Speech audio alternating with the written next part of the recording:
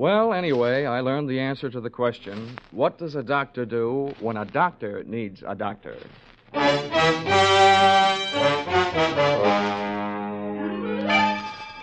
This is another in the adventures of America's fabulous freelance insurance investigator, Johnny Dollar. At insurance investigation, Johnny Dollar is only an expert. At making out his expense account, he's an absolute genius.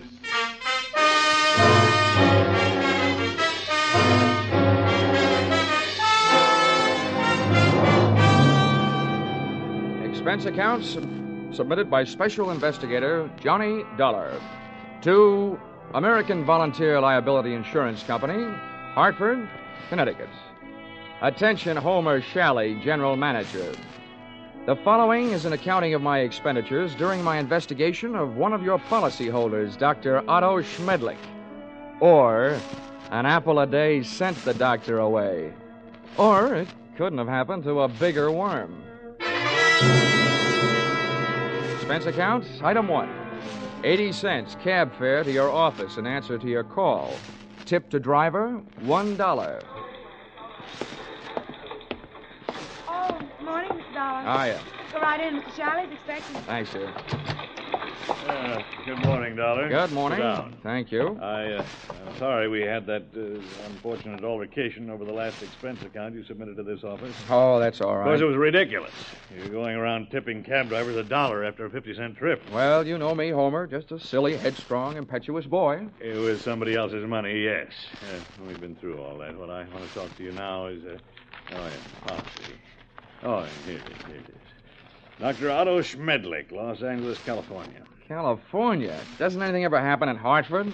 I've been using an airplane seatbelt so much lately, I'm about ready to throw away my suspenders. Dr. Otto Schmedlich. I suppose you're familiar with the existence of that type of insurance policy which protects doctors against charges of malpractice. Yeah, I've heard of them. Well, we had the rare misfortune of issuing such a policy to this quack Schmedlich. Well, what do you want me to do? Go out and take his temperature?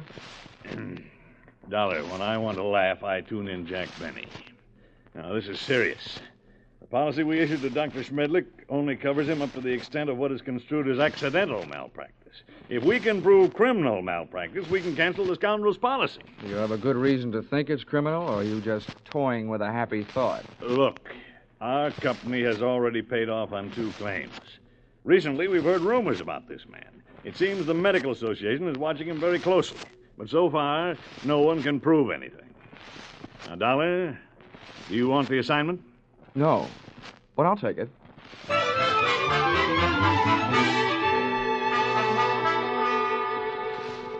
Expense account, item 2, $194.04.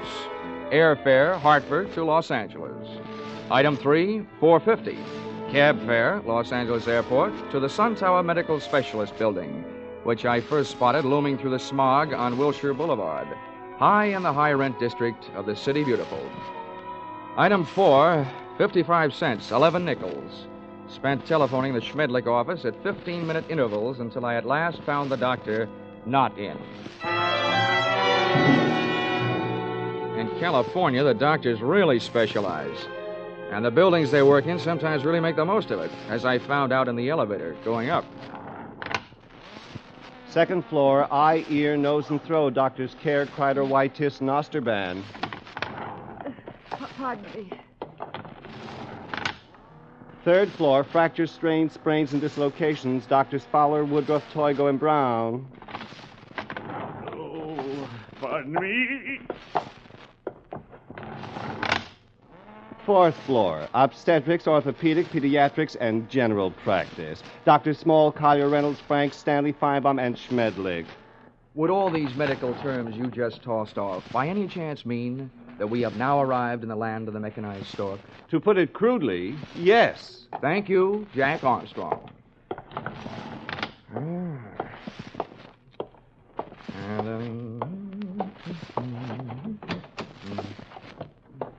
Good afternoon. Hello. Dr. Schmedlich in? Well, no, I'm sorry, he isn't. How good. I mean, that's too bad. Just what do you mean? Well, I meant to say that, since the doctor isn't in, I mean, I'd rather talk to you anyway. You're prettier. I should be. I'm a girl. Now, is there something I can help you with? Yes, as a matter of fact, you can. I have a sort of empty feeling around my heart. What would you prescribe? Bicarbonate of soda. Is that all? Touche. Now I have an empty feeling around my head. Please, will you state your business? Oh, now, honey, you should know that anybody who walks into a doctor's office wants to live. And after seeing you, I really want to live. What are you doing tonight? Well, I am not in the habit of making dates with strange men. Who's strange? And furthermore, you are perhaps the most insufferable, egotistical No, if you just person. give me a chance, darling, I'm sure I'll be able to prove you're right. Why, I wouldn't be caught dead, would you?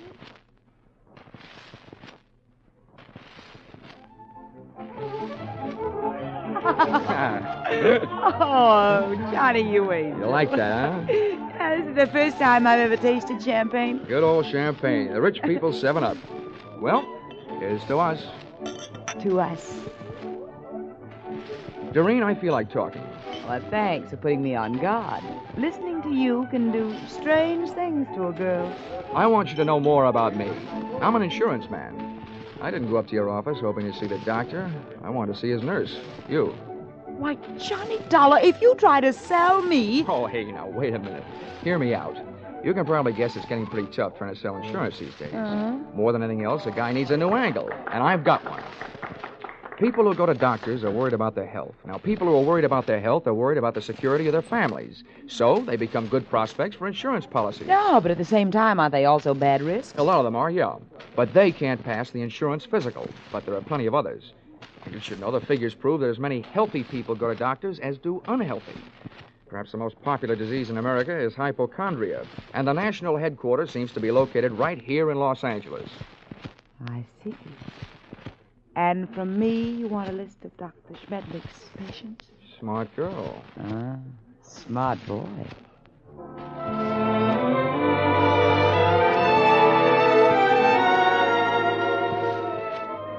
Expense account, item 5, $1.40. Cab fare to Doreen's apartment, where I told the driver to wait. Expense account, same item, part 2, $28. Waiting time, before I took the cab the rest of the way back to my hotel.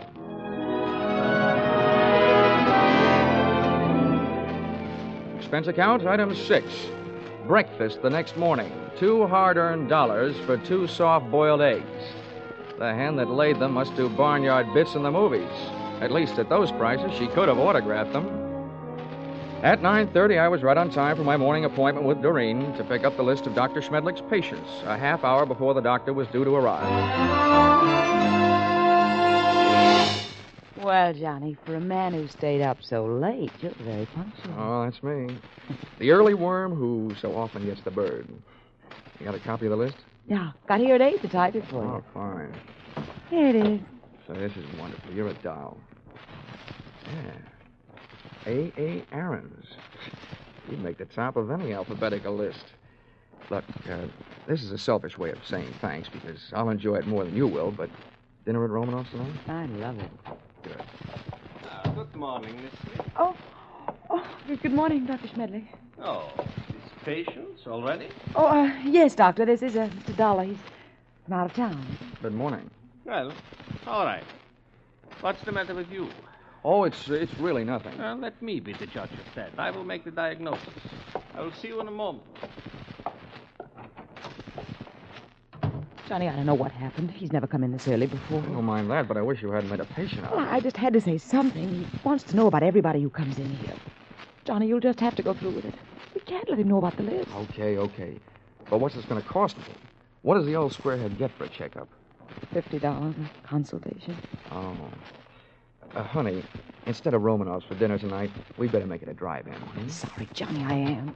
You can come in now, Mr. Lawler. Oh, well, with a D, Doctor. The name is Dollar. Oh, yes, I forget. I have so many cases on my mind. Now, if you will be so good to slip off your jacket and your shirt while I talk. All right. Now, what is the nature of your complaint? Well, my back. Ah. See, I was in a small automobile crack-up driving out here. No, that's a dangerous, complicated area, the back. Now, if you'll be so good to get up on the table and lie down. Oh, all right. No, on your stomach. Yeah. The feet down here, please. That's good. Now, I tap your back. When I reach the painful area, please tell me. Yes, Doctor. Mm-hmm. Oh, very well muscled, Mr. Dollar. No bruises, strange. There it is. Aha. Well, not dangerously near the spine, but very interesting. Here, I think this will help. Oh! At first, it felt like a big bee sting about a quarter of the way up my back. Then came the buzzing inside my head. Whatever kind of liquid lullaby the good doctor sunk into my spine, it really rocked me to sleep. I had time to move my head and watch Schmedlich put down the hypodermic, walk across the room to my coat, and take from it the list of his patients, plus my wallet containing my identification. But I didn't give it a second thought. I didn't have time to. For me, the lights went out.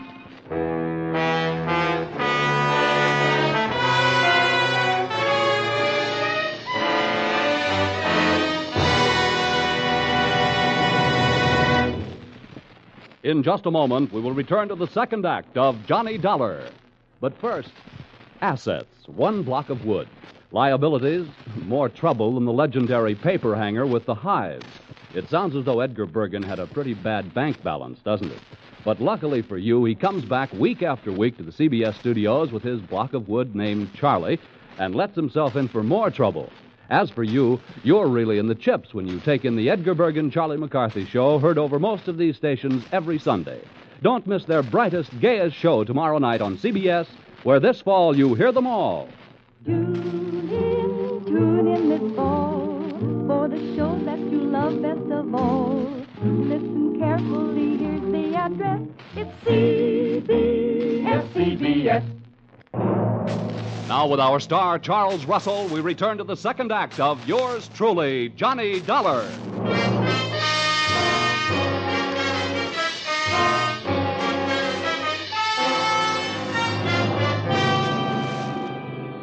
In my racket, sleeping on the job isn't always fun, and this was one of those times. Waking up from Dr. Schmedlich's slumber treatment for nosy people carried with it a dark brown taste in the mouth, thickness of the tongue, and big bells ringing in your steeple. I was scoring on all those counts when I rolled open my eyelids, which fought me all the way. I sat up and found myself on a hard canvas cot in a bare room with soft walls. They were padded. The window wasn't much, and what there was of it was barred. So was a tiny opening in the upholstered door. At first, I thought I was going crazy. Then I realized I was in the kind of place where they put people they think have already joined the ranks of the enchanted. It took me only 10 years to make it over to the door before I looked out through the small slit. Hey! Hey, come here, someone! Hey, room service! All right, wait a minute. I'm coming. Hold up your horses. Now listen, mister. The first thing you learn in here is we don't like noise. Makes the other patients nervous. Okay. Where am I? Who are you? I'm your nurse. Oh, sorry I didn't recognize you. I thought nurses were supposed to wear little caps. I got a little cap, but I don't wear it indoors. Hey, listen, you. Don't go making fun of me. You'll be sorry, see? I'm sorry now. How'd I get in here anyway? Well, all I know is this place is for your own good. They say outside you're dangerous. You can depend on it. If I ever get out, I will be. What'd you say? Nothing. You're one of them, all right, talking to yourself. What's your name? Well, it's none of your business, but I'll tell you. I don't like people calling me hey you, so I'll tell you. My name is Foggy. Okay, Foggy. Listen, all I want is a chance to talk to somebody who's in charge. How about it? That's easy. When your time comes, the boss will be here without no asking. You get one visit from the boss every day, just like all the others. When'll that be? Just before supper. So why don't you go back to sleep? That won't be for 4 more hours. Oh, dandy. Who is this boss? What's his name? The boss is not a he. It is a she. And her name is Dr. Doreen Smith. I had 4 hours to think up different ways of calling myself a sucker. At the end of hour number 1, I ran out of fingernails. At the end of hour number 2, I ran out of patience. And the other 2, I spent devising torturous new ways of getting even with a combination that shanghaied me into that fancy 4-walled straitjacket. They had left me only one move to make. That was out. I figured that if the winsome Dr. Doreen Smith paid me a visit, she'd come with her body well guarded, probably by the charming, bemuscled behemoth, Nurse Forgy, who, from what I saw of him through that slit in the door, was no Florence Nightingale, believe me. For him, I needed a club. I didn't have much to work with. The iron and canvas cot was heavily bolted to the floor. That was the only other piece of furniture in the room, a small but sturdy table. Took off one of my shoes, ripped the heel off in an angle of the cot, and looked lovingly at the shiny little nail points gleaming back at me from the solid piece of leather in the palm of my hand. I put it to work, ripping a 4-foot square of canvas out of the cot. Then I put both of my shoes into the center of the square, picked up the corners, tied them together close to the weight, gave it a heft, feeling that I now had at least the start of a weapon. Hey, you! Here we are. Oh, I suppose you think that's good news. He's safe, Dr. Smith. He's still groggy from that jolt. Don't trust him. Grab his arms when you go in and hold on. Now go ahead. I'll follow.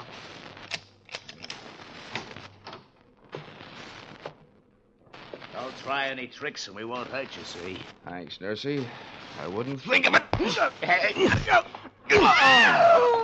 Come here, you. Back in here, sweetheart. Oh, dropped your hypodermic. Planning on rocking me to sleep again, huh? Let go of me. Sure, but let me tell you something. This is one squirrel that's going to get out of this cage. Don't rub my fur the wrong way. My head aches. I'm seeing double. My nerve ends are whipping me to death. And for 2 cents, I'd punch you square in the nose. Because one thing for sure, you ain't no lady. Now, sit down. Stay there while I put on what's left of my shoes. You better go back to Hartford, little boy. This is too big for you. Being around you will make anybody grow old in a hurry. What do you think you're going to do? Right now, I'm going to take your keys, lock you in here with Sleeping Beauty there, and then I'm going out for a breath of fresh air. Have fun, the two of you. You can make a peach of a pair.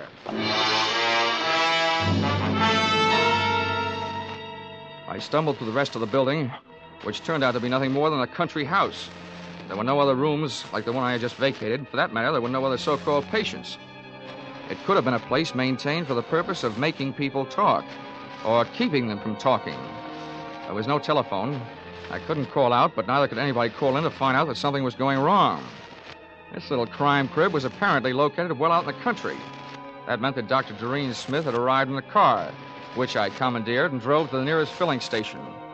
No longer having in my possession that list of Schmedlich's patients, I flipped through my memory and came up with a single name I had noted in his office, A.A. Aaron.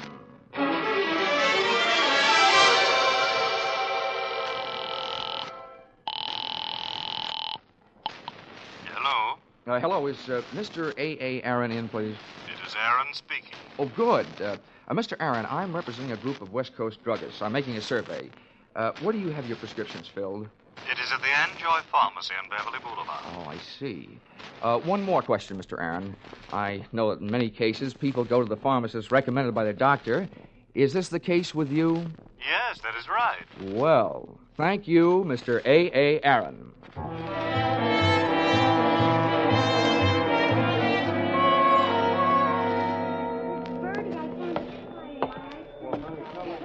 Pardon me, Mr. Anjoy. The clerk up front told me where I could find you. My name is Dollar. I'd like to have a word with you if you have the time. On the basis of ethics, the state of California should have picked up the gentleman's pharmaceutical license and issued him a barber's permit. Mr. Anjoy loved to talk. From the few thousand words he threw at me during the ensuing half hour, I managed to sift the following information. Dr. Schmedlich's prescriptions were usually refillable, dangerous, and habit-forming. I also managed to memorize the names of a few of his patients from the narcotics book. With these tucked into a lonely corner of my cerebral cortex, I limped out into the newborn night.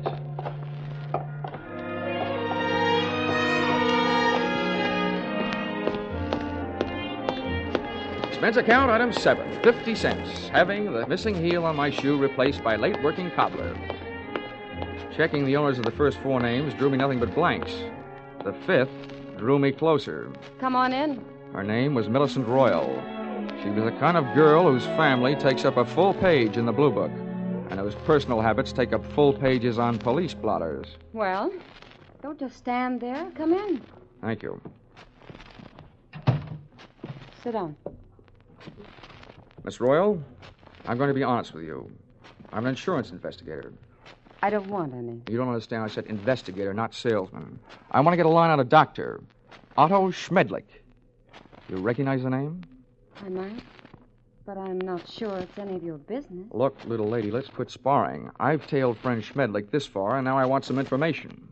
What have you got? Nothing. He's a fine doctor, a wonderful doctor.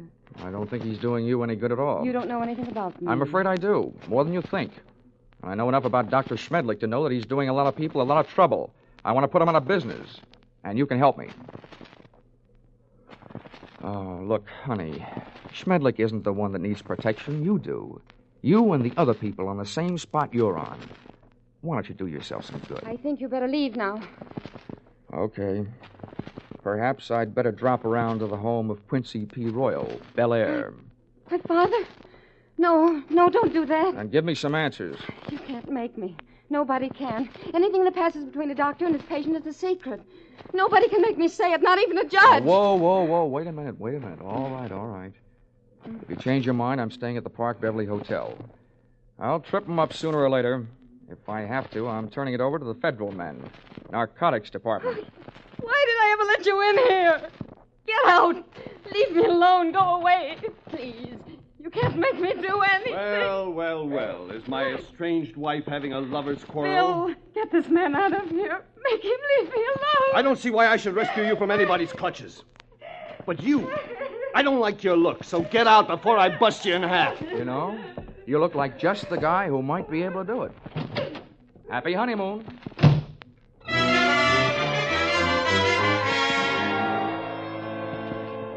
My hangover from Dr. Schmedlich's health cure hit me again as I hit the street. What I needed was a hot shower and a cold drink. After the water hit me in the face, and a trifle of the same hit the scotch in my glass, I sat down in the big easy chair in my room, posing for a picture. Johnny Dollar, lonesomest man in town. I was mixed up in something mighty big and mighty wrong, but something I couldn't as yet put a finger on. Up until then, I had to go on with ability, experience, instinct, all unacceptable to the police as evidence. I asked myself why I hadn't called the law and told them about my party with the lady doctor and the man nurse. Then I answered myself that if I did, I'd probably be the one charged with assault, battery, and whatever else they wanted to trump up. Again, it would only be my word against that of an established medical man and his doctor-type nurse. So I decided to leave Doreen and her monster-type nurse where they were until I could turn them over to the cops. 4 drinks later, I was beginning to realize that those kind of troubles don't drown easily. And then the phone rang. Yeah? Mr. Dollar?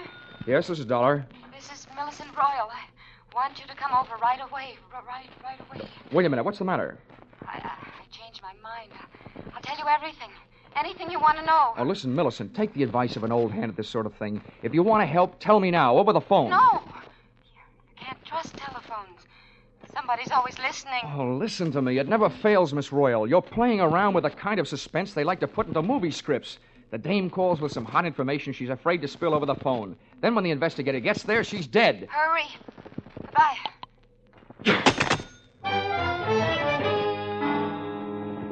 I went there. I was right. She was dead.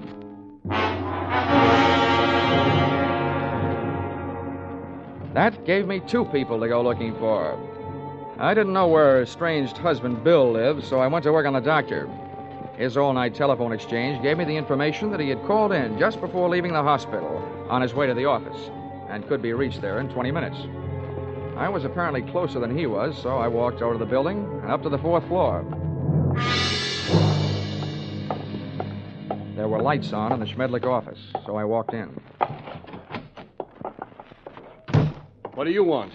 I came here to see the doctor, Bill, but I was going to get around to you eventually. I just came from your wife's apartment. So did I. That's what I mean.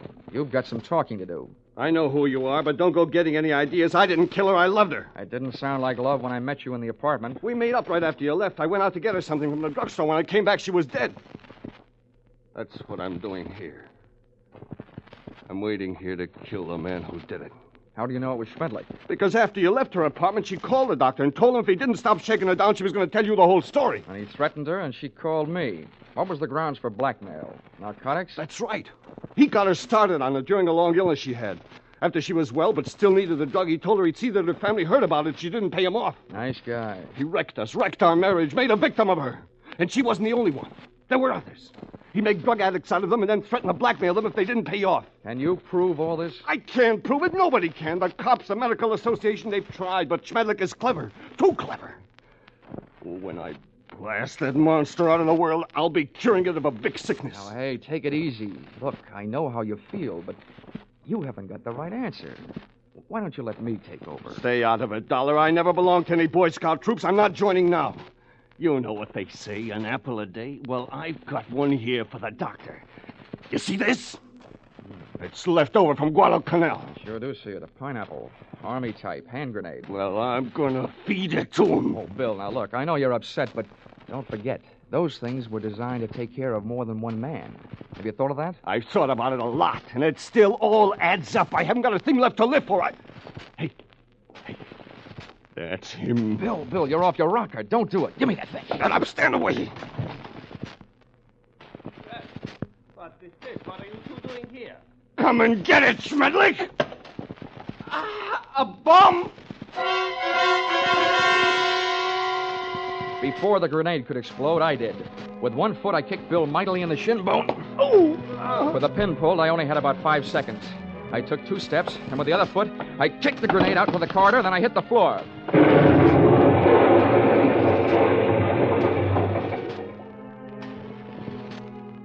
All right. I'll still take you to pieces, Schmedlich. I let Bill go to work on the doctor until he had socked him into a state of unconsciousness. And to save Bill from a murder rap, I did the same for him with a loose portable typewriter. Sorry, but it's time to typewrite the tagline, William. P.S. Then I called the police.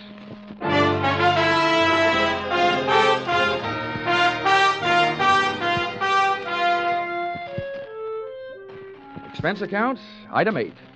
$50, airplane rental, Burnsley charter service for a flight to Palm Springs. Item 9, $62. Dinner at the Dunes, party of 3. Included in said party, me and Haig and Haig. Expense account, item 9, airfare Palm Springs to Los Angeles to Hartford, $244.04. Expense account, total, $1,211.69. All that for getting rid of a doctor. And if you react the same way you reacted to my last expense account, it'll probably mean that you will be needing a doctor. Signed, yours, truly, Johnny Dollar.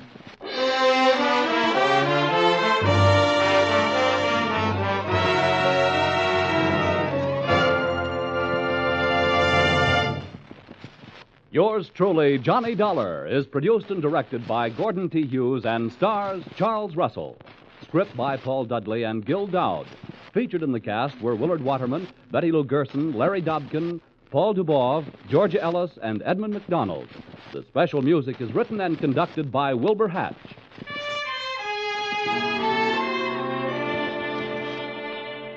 Be sure to be with us next week when another unusual expense account is handed in by yours truly, Johnny Dollar.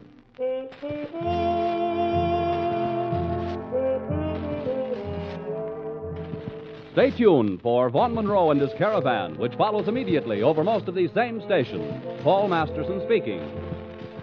This is CBS, the Columbia Broadcasting System.